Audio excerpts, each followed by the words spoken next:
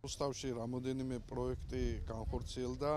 ეს ეხება გარე განათებებს, ბაღებს და ასევე ვცდილობთ და ვფიქრობ ტრანსპორტის მიმართულებით ამ საკითხებზე მუშაობას. დღევანდელი დღე ძალიან მნიშვნელოვანია და ძალიან კარგია, რომ ჩვენს ქალაქში ყოველ წელიწადს აღინიშნება ეს დღე.